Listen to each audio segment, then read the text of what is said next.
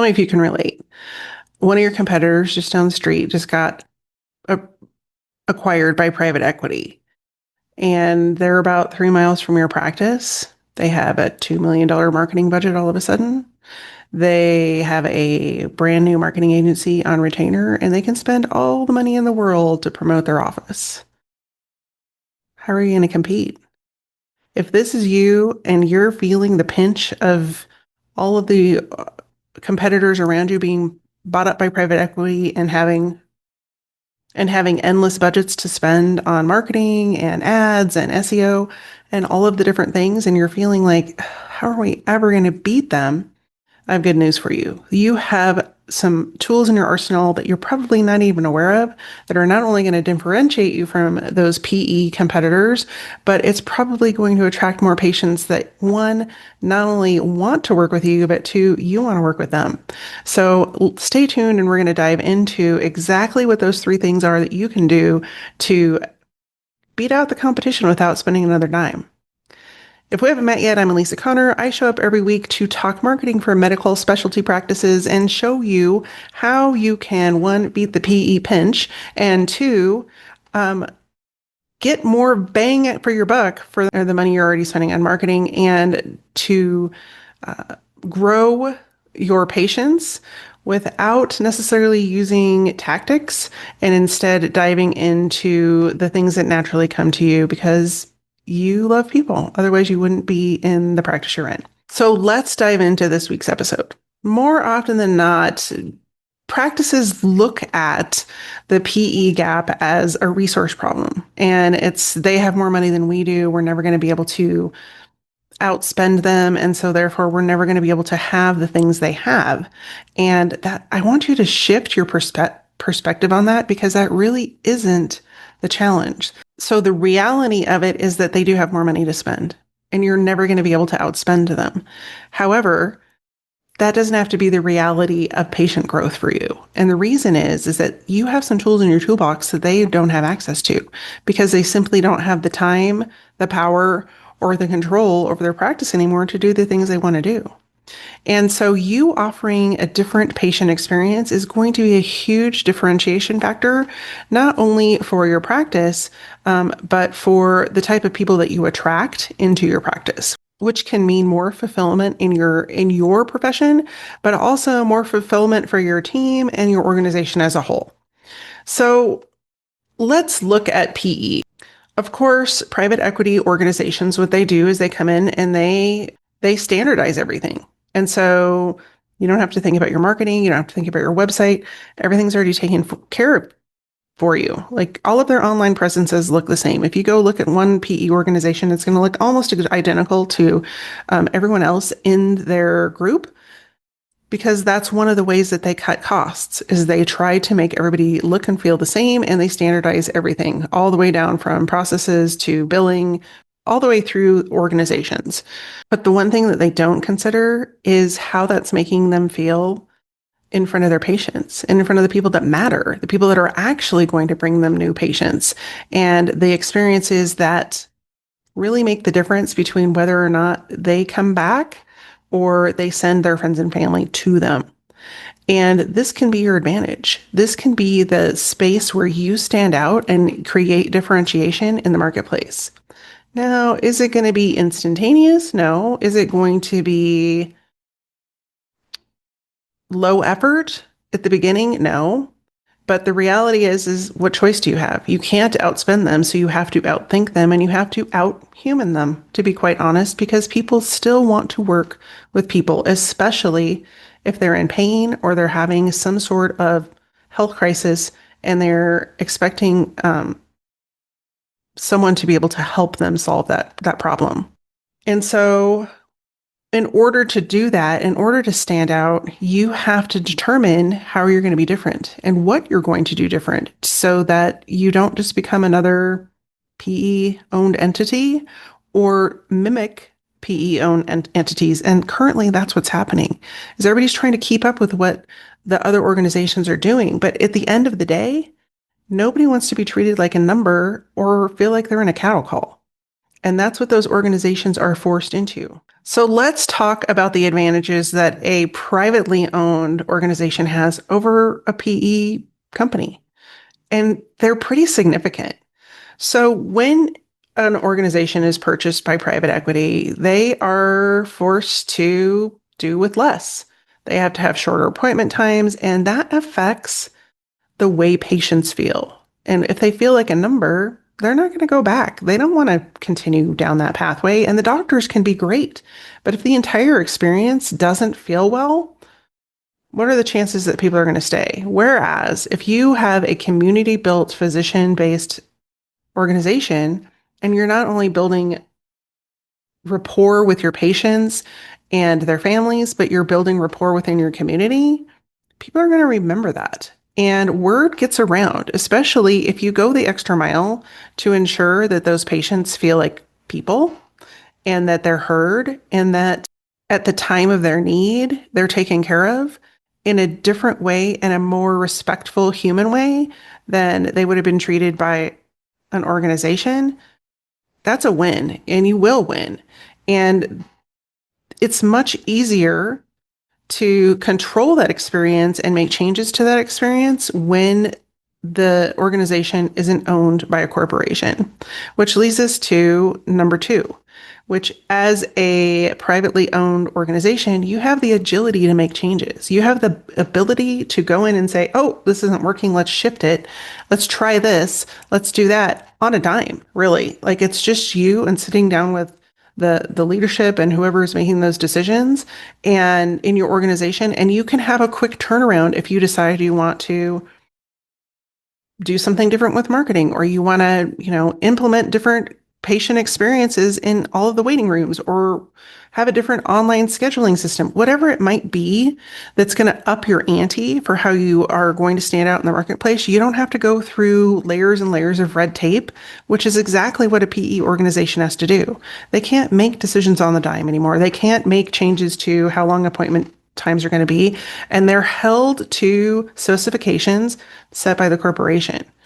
And that not only locks them into a position of they have to do it this way, but then when things get locked up because life happens, they aren't meeting the expectations that were set by the corporation, which means that can affect their funding, that can affect their standing within the corporation, and it can affect their future in very negative ways.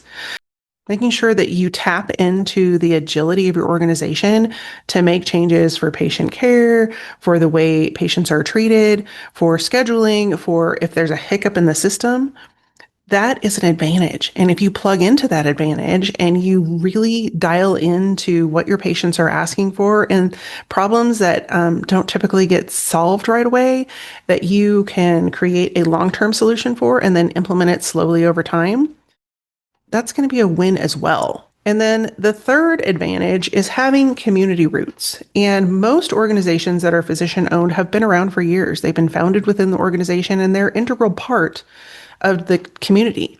Whether they're growing within a city as the city grows, or they are in a smaller rural town or location, they have roots within that community. And more often than not, those offices and those practices are very active in the community, and the community knows who they are. This isn't something that typically PE organizations can do unless those reputations already existed, but you have to maintain your reputation.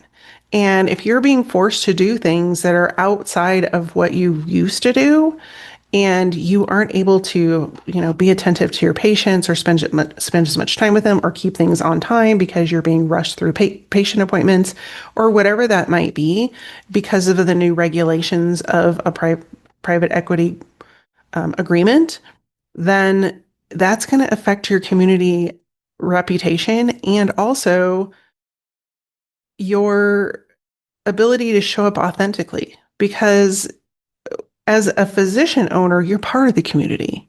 You're part of the locale and you are showing up. However, if you're just part of the numbers game, you're no longer a part of the community. You're part of a corporation. And that makes it a little bit harder for people to connect and relate to you. And you also won't have the clout that a community built organization or community relationships that are nurtured will have with friends and family, coworkers, and all of those other opportunities for referrals and patient growth. If we were comparing this to even a restaurant or a shopping area, if we're looking at a local restaurant, and it taps into its regular customers. It knows what they like. And so it continues to deliver that home feel and continues to tap into the things that they're hearing from the community about maybe, offering desserts or different desserts on for different occasions or whatever that might be. They have the power to not only tap into all of the requests and ideas that are coming from their regulars and the people that visit consistently from the community versus if you have a Chili's, they can't make changes to the menu. They can't make, they can offer suggestions, but it might take months or years for corporate to make a decision about that. And so there's a different feel and a different story that's told from local community relationships and engagement and the way that organizations can show up in their community. And as a PE organization, you lose control of that conversation and that direction. And it changes the way people look and feel about you. And so, for example, when I went through my ankle surgery or prior to having my ankle surgery, I had two referrals. One was to an organization that was private equity owned, and the other was an organization that wasn't. And the first organization, I definitely felt like a number. And not only did I went in and made my appointment. I knew it was not going to be with a physician because good luck getting in with a physician. You are going to see somebody else first. And then by the time that I did see the physician, it was for 1 minute. Exactly. And it was immediately, yep, you need surgery. There was no like asking any questions, diving into any details. It was just boom, boom, boom. And as soon as we can get you on the table, we're going to do that. And it felt that way. And so I said, no, no, no, no, no. We're not doing this. I have autonomy here of my own body and I am going to find someone else. So then I ended up going to a different location that was physician owned. And the experience was very different. One, I didn't have to wait in the waiting room for 40 minutes because they were running behind. I was seen within, I don't know, maybe 10 minutes. Two, they had already looked at my imaging. And so I didn't have to worry about, having that done again. And three, there were options. Like when I immediately saw the doctor, it wasn't, a bunch of other people and then get to him, maybe. I saw the doctor. He spent as much time as he could with me, answered all of my questions, gave me all of my options, and then ultimately moved forward with surgery. Now, of course, I went with them. Of course, I went with the alternative option because they met my needs. And then the patient experience with them continued to get better. I mean, I had some challenges along the way, and they were always very accommodating and actually willing to listen. And so even if the doctor himself wasn't able to be there, and handle whatever the crisis was, like getting your cast wet, even though they told you not to, or the bag leaking on your cast when you took a shower kind of thing. So handling that with grace and agility so that, I could get back to doing whatever it was I needed to do with limited mobility anyway, and having the flexibility within their organization to handle that. Now, would it have been the same if I had gone to the original one? I don't know. Chances are probably not because, when you sit there and wait for 45 minutes for an appointment and then you don't even see the doctor for more than 45 seconds to a minute, what are the odds that they're going to be able to fit you in and change your cast out? Probably slim to none. Probably would have ended up at the ER. So I tell you that story because it's a great way for you to tout the things you're already doing within your organization as an extra and as a way, this is how we treat our patients, and to tell that story and to showcase who you are and what you do, that's very different from what a PE organization would offer. So, how do you create that differentiation? Because if you're waiting for it to happen for them to walk into the office, you're waiting too long. That we take care of you and we're different feel has to come before they ever even schedule an appointment. So, how do you do that? Because we live in this world where it's really hard to reach out and have those connections or make those connections and have those conversations with people when we don't even know who they are and they don't know who we are. One of the first things you can do from an online perspective and from putting it out in the world is to tout that you are physician owned, that you are community based, and to share that story very proudly and with authority. Because there are so many organizations that can't do that anymore because they've been acquired, that's going to stand out as a differentiation, especially if you're focusing on those things that you do differently and the ways that you care for your patients differently so that they know, hey, these guys do it a little bit better and these guys do it in a way that it feels better to me. The next thing you can do is look at the way you're creating your brand story. And yeah, you can have an about us page, but at the end of the day, most people don't read an about us page. They want to know about their doctor. They want to know how that specific doctor is going to take care of them. And you can have your docs record a 3-minute video about why they do what they do. And that is going to go so much further because one, it is natural. It doesn't pick up your phone and record a 3-minute video and tell your story and then put that out there on social media, put that out there on your website and let that be the way you tell your story. Not just, oh, I went to medical school at blah, blah, blah, blah. That everybody has that. Everybody has the pedigree. The difference is, for example, my doctor, one of the reasons that I aligned with him is because he played golf. And I said, I really just want to get back on the golf course. And he's like, I get it. One of the biggest reasons I do this is for people that have challenges with doing the things they want to do, whether that's golf or pickleball or tennis or whatever it is. And he goes, that's one of the reasons I love my job is because I love to get people back out doing the things that they love quicker than almost anyone else. And that is a meaningful story. It can even go deeper than that. It just depends on the doctor and the behind the scenes, but tell more than why they went to medical school and why they show up for work every day. That is a meaningful way to tell the story about your practice. And then the last thing you can do is look at your referral relationships and see how are you working together with your partners to really amplify and nurture those relationships.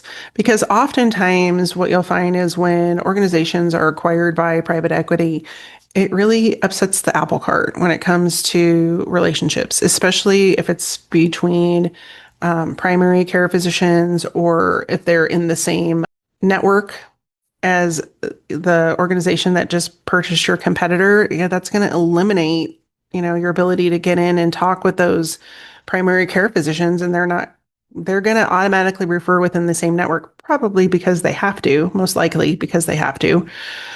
And so you have to think about your referral partners. And one, you have to think outside the box a little bit from what you've always been doing and what you've always done to something new. But then two, you need to nurture those relationships. I have a friend that has worked in partnerships her whole career in a different industry. And she said, one of the things that most people will do to nurture a relationship is bring in lunch. And it's like, but if you're in a medical office, lunchtime is almost impossible. Like you don't have time to sit down and have lunch because you are constantly on the go and you're dealing with crises and emergencies and people that shift their schedules and delays and all of those sorts of things. So lunch is not a great way to nurture a relationship. And so think outside the box. Like, what are things that you could do together with your partners that you can create not only visibility for your organization, but visibility for their organization, but also that nurtures those relationships. And it could be something completely out of the box. Like you have Top Golf night. I don't know, go out and do something fun together, go roller skating, whatever it might be that is so out of the box that people are going to create memories and they're going to have conversations that are going to start to deepen and lengthen those relationships. And then you can also look at ways that you are collaborating and start to promote those things, whether it's case studies or patient education events that you have that you're hosting a patient education event and you invite your partners in to present with you, or just genuine acknowledgement of the referral relationship. Maybe you reward your referral partners in a different way, or you figure out a co-reward for not only the referral patient, the person, that's coming to your practice, but also for the person that sent them. Those are three ways you can stand out in a position type of factor. Now, the other item that I want to talk about is reframing your budget, because you only have a certain budget that you're going to be able to spend on marketing. And so you don't necessarily have to spend more. You have to think about the way you're spending it. And a lot of times what I see with organizations is they're just mimicking what the other person does or what some marketing guru told them to do. And in the end of the day, they're spending marketing dollars that they can't track to an actual patient or somebody getting on their calendar. They can't track who the ads are actually getting in front of, and if it's their ideal patient or not. And some of these things can't be tracked, but a lot of them can.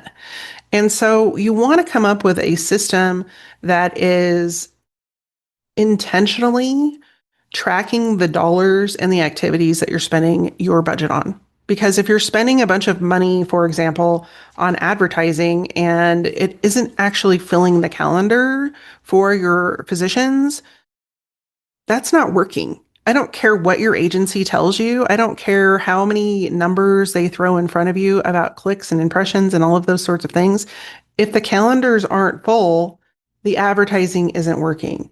And so I'm not saying it can't work. I'm just saying that A plus B does not equal D. At some point, you have to realize that just because you're throwing money into a tactic, that doesn't mean it's actually leading to the results that you want.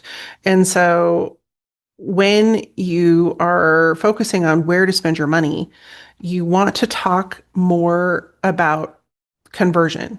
And that's what we're talking about, is how many of these activities are actually converting people into becoming patients. Instead of, we reached 20,000 people with this ad or with the social media post or whatever. The difference between reach and engagement and conversion are very different things. And even engagement isn't a guarantee that those people are going to become patients. So at the end of the day, you have to measure the number of patients that came through the door. And if you don't have those measurements in place, it's really hard to justify to keep paying for things that aren't delivering results.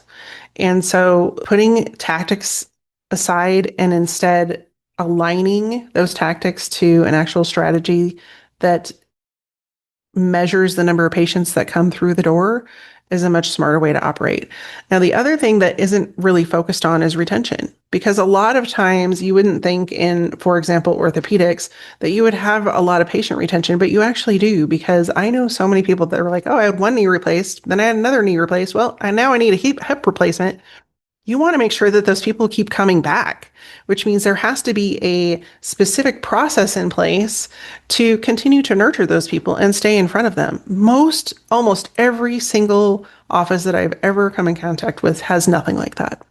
They just assume we served them once, they'll come back. That's not always the case. In fact, I have multiple people in my inner circle that have either wanted to return to the same office and ran into problems, tried to return to the same office and had a horrible experience, so went somewhere else, or didn't have a good experience the first time and so automatically went elsewhere. And so if you aren't checking in with your current patients, there's no guarantee that they're going to come back. That is the easiest sell you can make, is to have a returning patient.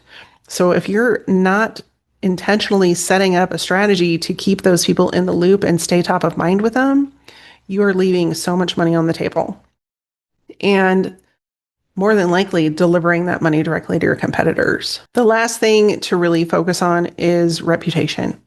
And that is not only your online reviews and testimonials and things like that, but your reputation, word of mouth. And some of that we can't control, but when you are trying, for example, when a PE organization controls every aspect of a practice, they definitely don't have any control over word of mouth.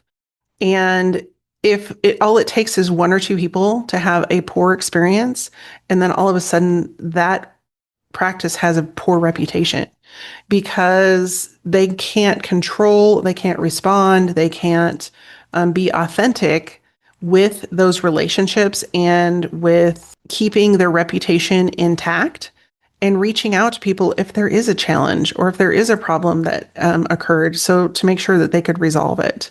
A lot of times organizations will scale and they don't have a good patient experience model in place before they scale. And so it's amplified. And that patient experience is what's really going to help organizations stand out regardless of size going forward, because people want to be treated like people. There is so much automation and so many digital opportunities and experiences that exist that people are craving a real life human connection. And so, especially when it comes to healthcare, they want to be able to count on having a authentic relationship with the people that are helping them heal their body.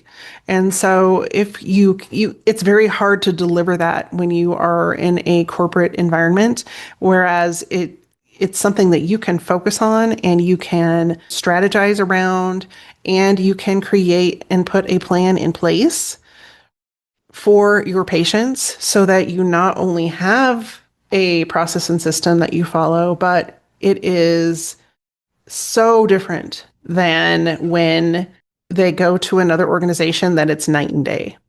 So it always comes to mind when I think about our orthodontist. So I had 3 kids and myself as an adult go through orthodontia with the same orthodontist. And the way that their office just does the little things is so different than any other office I've ever been in. And you can tell that it's a priority for them. And that is why they have a thriving practice. And so, for example, one of the things that they do when you start is they take a picture of your teeth. And then on the day you get your braces off or you get your Invisalign done, then they take a picture of the end result. One, this is brilliant marketing because it shows before and after without having to, hunt people down. But the really unique thing that they do for their patients is that they provide them with like a little thank you basket at the end. So I had actual braces when I went through it because Invisalign wasn't really the up and coming thing right now. And when you have braces, you can't eat caramel apples. You're not supposed to, but I'm sure I did all the things you weren't supposed to do, but because you can break your braces. So when I graduated or I got my braces off, they gave me a caramel apple and they had like a card in there that said, thank you for being our patient. And it was just like a little extra thing that they did for their patients.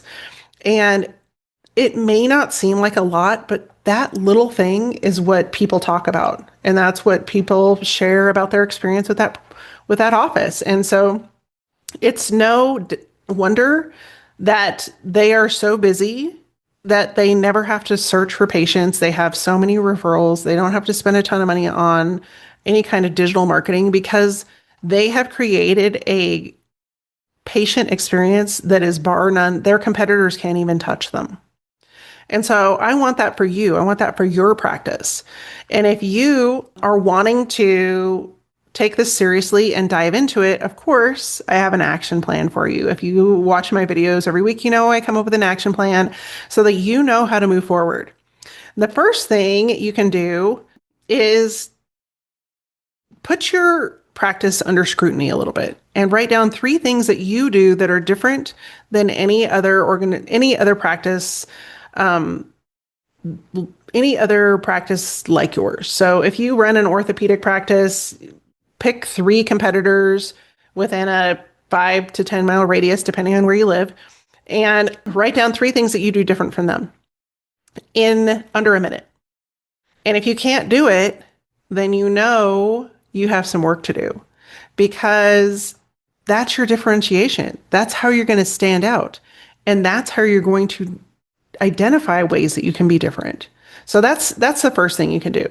The next thing you can do is audit your website and your Google profile and look to see how you're telling your About Us story.